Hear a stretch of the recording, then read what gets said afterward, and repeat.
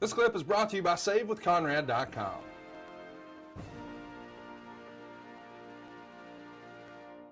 Well, Kurt, listen, we've made it through the introductory questions as we get to the build-up, and now we're here to watch some wrestling. It is the match. We're going to watch the match. It's Turning Point from '06, and you and I are going to watch this together. I clipped this together, so we're going to also hear some comments from you and Joe to the build-up, and so we're going to listen to that first, and then we'll jump into the match. But Kurt, you ready to do this? Let's do this, man. I'm ready. All right, here we go. Just moments away from the matchup the world demanded to see one more time. Samoa Joe, Kurt Angle, the rematch. Samoa Joe, last time we wrestled, I beat you. You were undefeated, and I beat your ass. No one ever made you tap out. Kurt Angle made you tap out. Now, win, lose, or draw tonight, this will be the last match I wrestle with you, Samoa Joe. And make no mistake about it. After tonight, every wrestling fan in the world, every TNA wrestler, including you, Samoa Joe, is going to know who the better wrestler is. And that is real. It's damn real.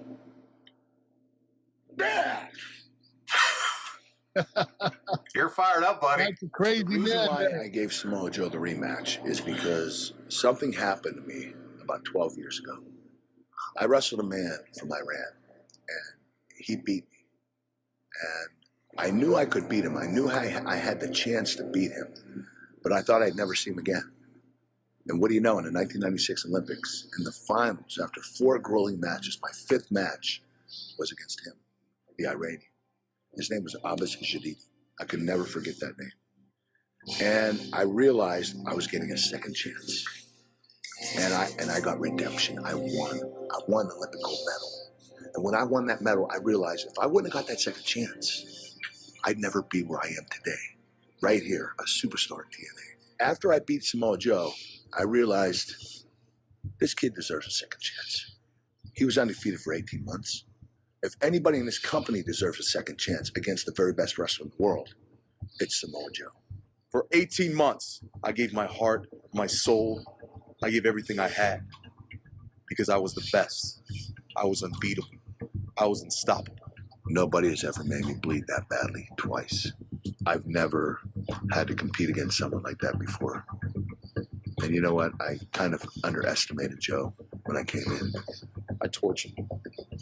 I made him bleed. I made him hurt.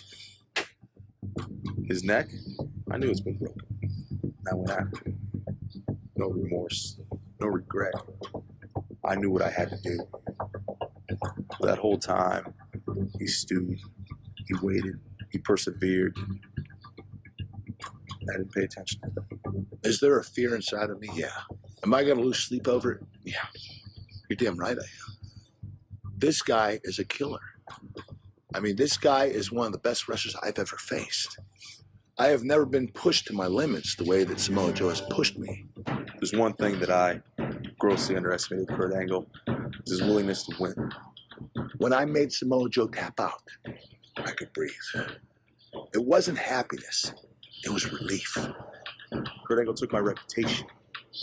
Kurt Angle took all my hard work. In one fell swoop, with 3 taps on the mat, that all disappeared. This isn't a man who's desperate. This is a man who's angry and has the capability of beating and hurting anyone in the world. At Turning Point, no longer do I have 18 months on my back. No longer am I the top dog. No longer am I the #1 man to beat in TNA. So am I going to lose sleep? Am I going to worry? Am I going to look my daughter in the eye and think that maybe someday I might come back paralyzed, crippled? Yeah, I worry. He almost did it last time. And he has a chance again because I'm giving that chance. Ever since I've arrived here in TNA, I've been given one opportunity. From that one opportunity, I have destroyed everybody that's been in front of me. Kurt will be no different. Win, lose, or draw, this is my last match with Samoa Joe. Up there, ladies and Buddy, I don't know about you, but I'm ready to watch some wrestling. Holy shit. Good build up. Those were great interviews. I really enjoyed that. Man, who was working with you? Both of you guys on some of that those pre-tapes. Vince Russo. Oh man, that was good. Intense. It had that realism to it for sure. Yeah, it definitely did. My goodness. Well, Kurt, listen, Jeremy Borash is in the ring. He's doing the big intros. Let's listen into the pop here with the crowd. 35 pounds and comes to us from Pittsburgh, Pennsylvania. He is professional wrestling's only Olympic gold medalist. This is Kurt Angle.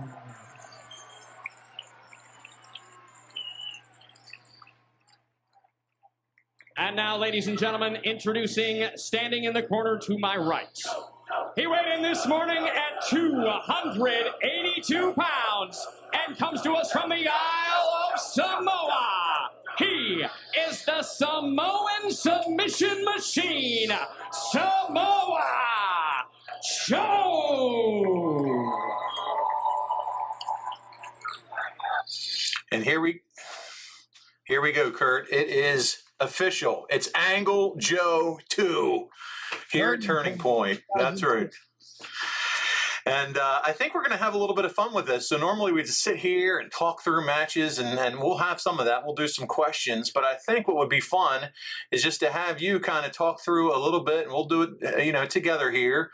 Some play-by-play as what was going through your mind, and talk through the match a little bit here. We do some of this with Dr. Tom and some of the psychology, but I know this is probably the first time you've watched this match since you participated in it, right? Or have you watched it before? You're absolutely right. I watched it one other time, I believe, about 2 weeks after this match occurred.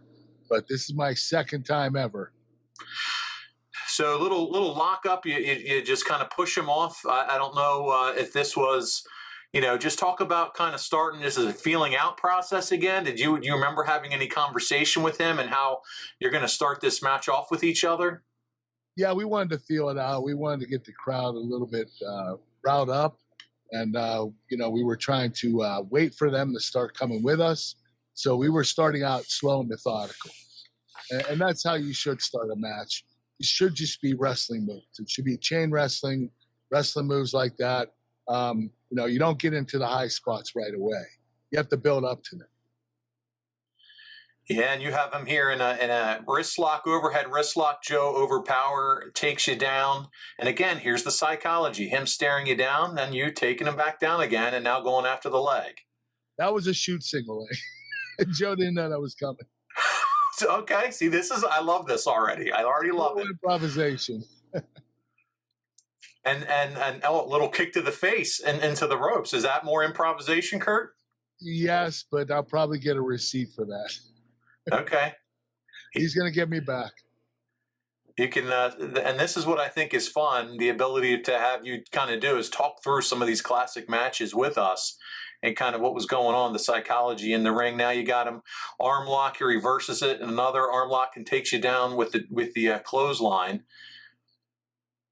Yeah, Samoa Joe was extremely talented. He could chain wrestle. He could do high spots. His finishes and submission trade-offs were incredible. I really had a lot of fun working with this guy. And right now, his intensity right now is off the charts. This is great what he's doing here. Yeah, so for those just listening and not watching along, he has beaten you down in the corner, chops, punches, kicks to the throat, has you down in the corner. Again, getting the crowd involved, cheering him on, and really showing his strength that he has over you at this point in the match. Now, again, more punches and kicks and hits in the corner. Well, we're going to start the next phase of the match, which are the high spots. Okay. Soon.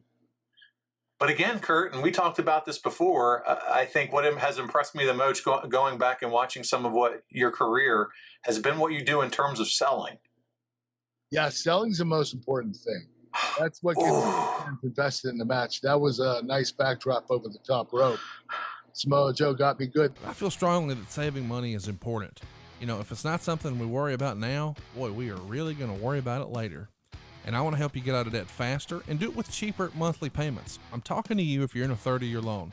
Now is the time to take years off of your loan.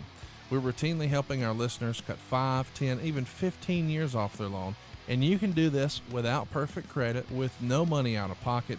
You've just got to start at savewithconrad.com. There. Yeah, Kurt actually flies outside of the ring, over the top. And that's a significant bump that you take there right against, and again, all steel railings outside of the ring, and you're down. It looks like here for a little bit. Is that all sell, or is that just, hey, I'm taking some time here? I'm selling, but you know, I did hit the railings, so I thought I should sell a little bit longer. Gotcha. And you've made your way to the outside. He's coming out after you, and you're delivering the rights and the lefts, and now we're going to battle around the ring here. This is another spot that we had in the match that we thought would be interesting. And I did a little, I guess I look like a 5-year-old doing that, but I tried to do a high cross body from, he jumps in. Yeah, you jump in the ring, high cross body outside of the ring onto Joe. You had no fear, man, at this point. You really didn't. No, I took some chances. I took a lot of chances. I always think about that highlight package when you're doing the moonsault off of the top of the cage that they always showed in TNA. Just incredible, some of the stuff that you would do. Yeah, I pulled it out every once in a while. I didn't do it very often, but whenever I needed it, it's there. Now I'm stomping on Joe's face, getting him down, going in, breaking the count. Got to make sure you have to break the count in the match. Got to keep the match credible. Joe's down selling. Eventually, he's going to come in the ring, I believe. At this point, your arms are up. What are you trying to tell everyone at home as you just kind of rest there? What are you saying in the body language as you're like, is that the best you got kind of thing? Yeah, I beat your ass. Is this all you have? Yeah. Slide tackle into Joe, back outside the ring. Kurt, you're back on him. Knee lift to the face, and Joe's coming back at you, though. Joe was one intense individual. He could match my intensity, which very few people did. I think you have to appreciate that about Joe. I mean, I think you two were so evenly matched. That's what I've come to realize just watching this match and the match at Genesis was you two, yes, you look a little different, but my goodness, you're striking and you're wrestling so similar in style. Yeah, we both were technicians, and we had great submissions, great finishes. You know, his muscle buster was awesome. A little identical to my angle slam. So we both had a lot of stuff, a lot of in our repertoire. You're in control here, Kurt, since you had him on the outside. Now you got him on the inside. Looks like you're snap suplex on Samoa Joe, taking him over, trying to get that count, only down for the 1 count. The reason why I did a double count, you always want to make the match look more legit by trying to pin the guy as much as you can. So you don't just cover once, you cover twice to show people that you're really trying to pin. That's exactly what I love to hear, and I was hoping you would share some of that psychology. And what's the hold here that you have him in, Kurt? This is a waist lock. I also have my legs wrapped around him, which didn't work out very well.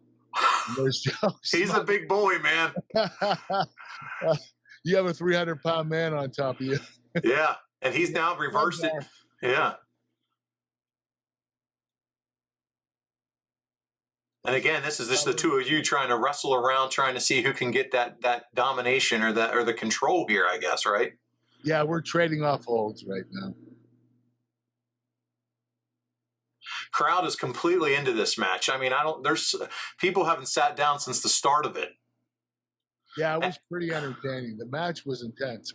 We started out methodical, but we started picking it up right on now. Kurt, you continue to drive punches and kicks into Joe. Again, now you're just trading blows back and forth. You're doing some selling for him. Here he goes into the ropes. Oh, wow. His head snapped on that top rope. Yeah, it might have snapped a little more than he thought it would. Yikes. He's holding his face. An adjustment later on that night. Yeah. Kurt, those uppercuts, a thing of beauty. When did you bring in the uppercut game? Who was that? Dory Funk Jr. Who influenced that? Dory Funk Jr. He was teaching me how to uppercut in the Dory Funk dojo, and he told me whenever I went to a swing door to hit an uppercut on it to open it. So I would walk through men's rooms doing uppercuts and through the door, and it would work extremely well. But that's how I got really good at it. That's Cesaro loves the uppercut now, and that's one of his things as well. You with the belly-to-belly suplex on the big man. One of my favorite suplexes of all time from back in the day of Magnum TA when he used to execute the belly-to-belly suplex, always part of your arsenal as well. Was his sideways or was it over top of the head? It wasn't over top of the head. It was sideways. He would sling him off the ropes, grab him in full motion, and then sideways belly to belly and that was his finisher, by the way. So a little different in the 80s. And now Bailey has picked up and does the belly to belly too. Yes, she does. The Bailey. Dude. Yeah. But yeah, yours was always over the head. Was that just the style that you wanted to? That's amateur wrestling. That's yeah. There's you don't pick up and body slam sideways. It's okay. The belly to belly, you arch and you really throw your hips into it. That's the most important part. Nice. I have a rest hold on Joe right now, trying to get the crowd back into it. Here they come. So that's the purpose right now. The rest hold is, again, working the crowd and see if you can get a response from them. This is great instruction, too, for maybe those young wrestlers that are getting into the game, maybe watching this match along with us, kind of talking through the psychology of what you're doing here. Well, some wrestlers get nervous because the crowd doesn't get with it right away, so they speed the match up and they're like, okay, let's not do the rest hold. Let's wrestle and do action. And you have to, there's an overhead belly all the way through. I took this a lot in WWE with Chris Benoit. I thought it'd be a good idea to do it with Samoa Joe. And Joe delivered it, yeah. He's strong enough to do it. Yeah. Very tricky move to do. It's very dangerous. And that hold is also just as important for you. Here they just have a nice replay, but as far as your participation in that hold is just as important, I'm sure. Yeah, you have to jump hard. You have to jump up. Don't jump backward because you'll land on your head. You have to jump straight in the air and flip up instead of back. Well, you both executed flawlessly there. They had a great replay on it. And here we're back to a slugfest. Go. Clothesline by Joe. Another clothesline by Joe. Comeback, yes, Joe's starting his comeback. Now that the action going. Talk about that chest first bump into the turnbuckles, belly to back. Here come the Germans. We'll go back to that in a minute, but here's German number 2, and you're still holding on. Talk about German suplexing a guy this big this many times and what it takes out of you. It's rough.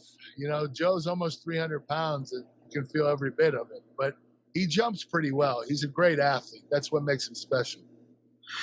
You did the chest first run into the turnbuckles. Bret Hart has done that all throughout his career. How much does that hurt, taking that turnbuckle in the chest? It hurts the chest and the ribs pretty good.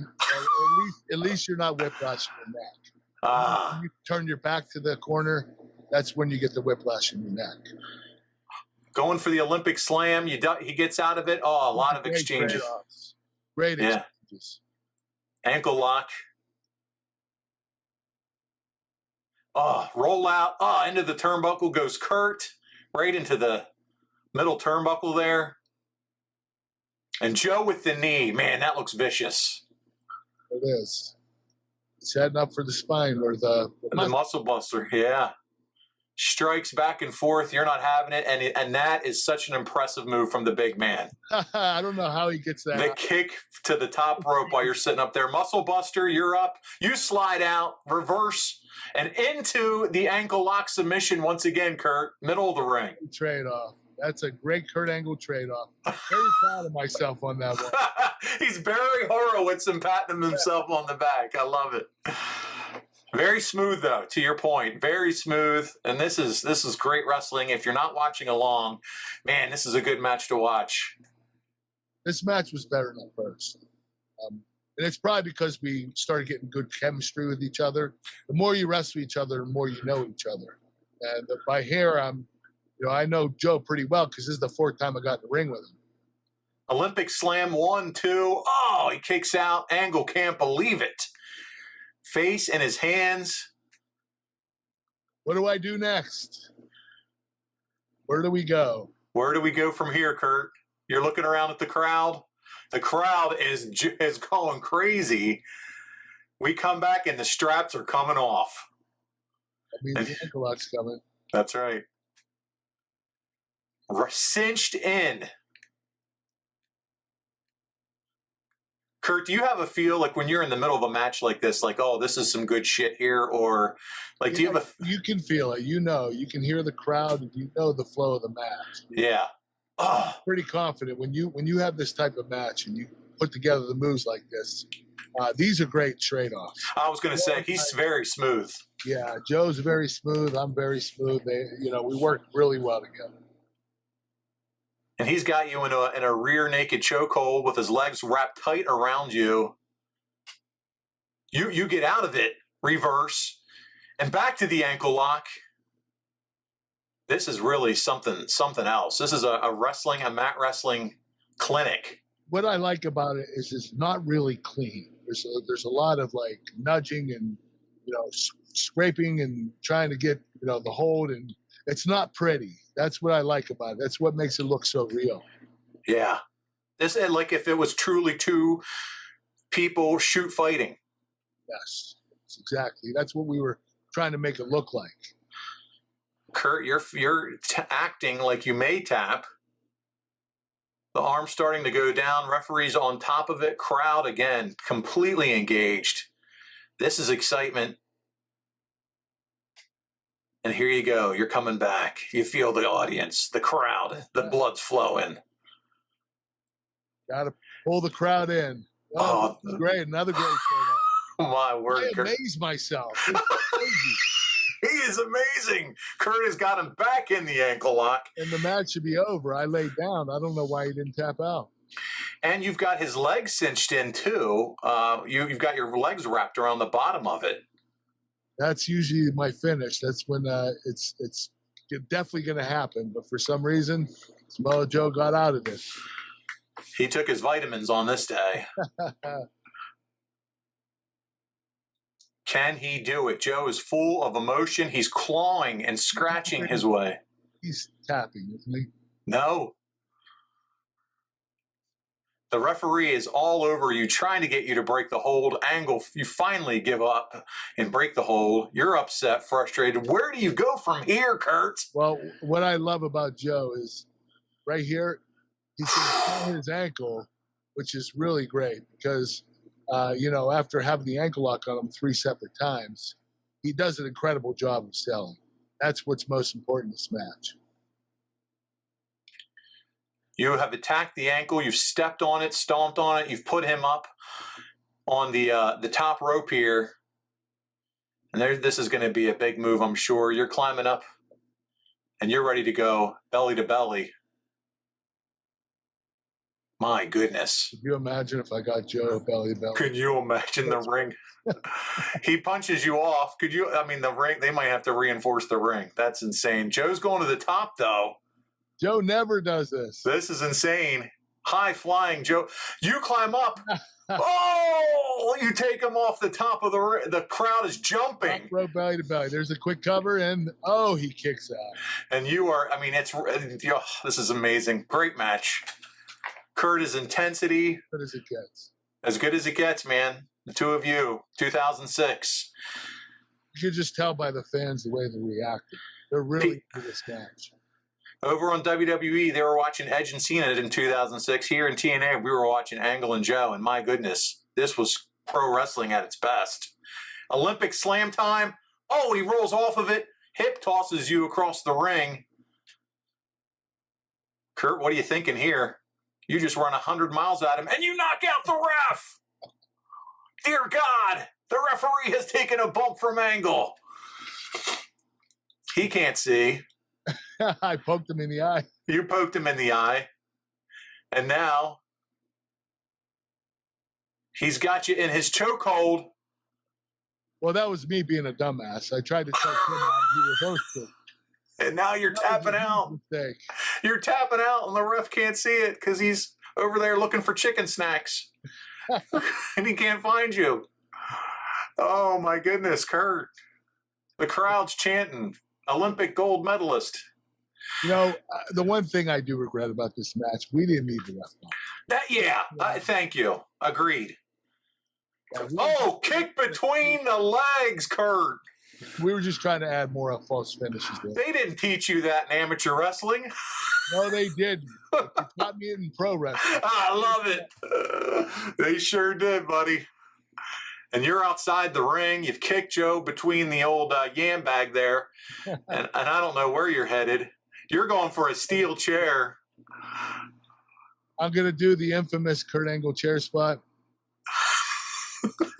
I don't know. You know that I came up with this? No. Actually, Pat Patterson did.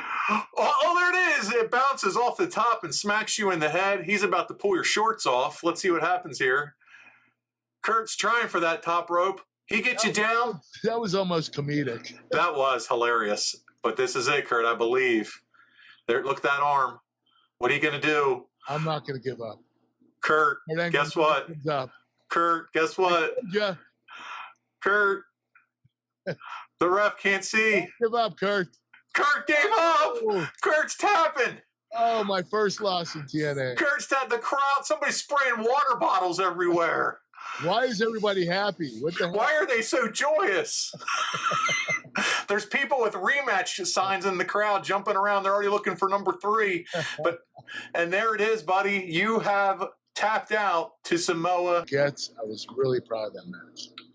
Buddy, that was a lot of fun, man. I had a blast watching that with you. Me too. All right, well, Kurt, let's talk about it a little bit here. So let's see what the Observer had to say, okay? Here we go. They said Samoa Joe beat Kurt Angle via tap out with a choke in 19 minutes, 17 seconds. Here's a few things that Dave Meltzer had to say. It was important for Joe to win the second match in their series, but it also tells the story of rushing the program, which you and I already talked about a little bit, as there was no reason to give the second match only a 3-week buildup where it wouldn't be considered special. Kurtz, any additional thoughts on that? Would you agree at this point it was rushed? I vehemently agree with what Meltzer said. I do agree with him 100%. We should have waited. We should have built it up even more. All right. He also goes on to say, in addition, Angle should not have lost in TNA for a long time. Beating him should have been made a gigantic accomplishment for the first person to do so, and there clearly wasn't enough time for this to get over. Kurt, in hindsight, being, it's 2020, and Samoa Joe being one of your best rivalries here in TNA, if not the best, do you agree or disagree with Meltzer here? Should have it been taken a lot longer than this for you to lose your first match? Somewhat, I agree a little bit, but to be honest with you, it would just start another undefeated streak. Then I would have been the one with the undefeated streak instead of Joe. I don't really agree with undefeated streaks unless it's really special. I think Goldberg, it worked really well, Samoa Joe. But to have, Joe and then me do it right back to back, I don't think it would have been right. Lastly, I want to get your thoughts on this. He said, worse of all of this, the choke finish did allow for Angle to pass out as opposed to tapping, which would at least preserve some of an aura of specialness about him.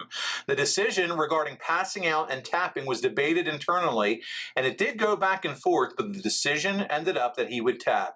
Can you talk us through that decision, Kurt, of having you tap versus pass out? Well, I'm the one that stepped forward and said I needed to tap. I didn't want to pass out. I never agreed with passing out. I know people, you do see it every once in a while in MMA, but for the most part, people tap out before they pass out. That's just how it is.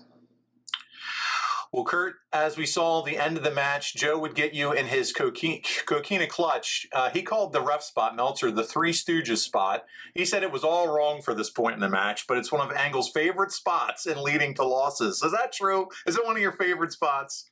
Well, I used it quite a bit. I did it in WWE, I did it in TNA. It was done probably 4 or 5 times.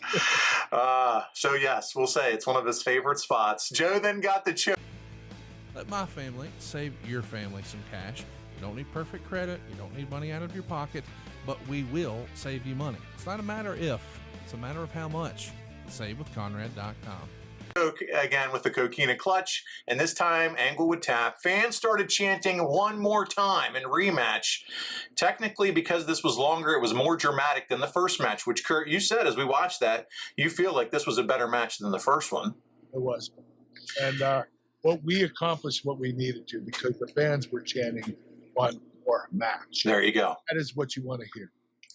Match had more heat. In most other ways, the match was better, but Meltzer thought the ref bump and the chair shot took down the intensity of the finish. However, still another excellent match. He gave it 4.25 stars. So that's a lot of fun. Seeing all this from hindsight now, Kurt, did you think you and Joe were destined to do it for the next 9 years? I think so. I think Joe and I are both fighters, and we're not going to give up. Every time we battle each other, it's a brawl. I mean, Joe and I did it for the next 9 years. It was incredible. My God, what a great match. That was a lot of fun. Did you have fun watching that? Yeah, I did have a lot of fun. All right, we got 2 fan questions that came in about this, and then we'll close it down, Kurt. First of all, from a wrestling historian, he says, who do you think should have ended Joe's streak if you hadn't done it, Kurt? Is there anybody else that you think should have or could have ended Joe's streak? The person I can think of is Sting, because he's an icon. And he's a huge name in the business, been there for 30 years.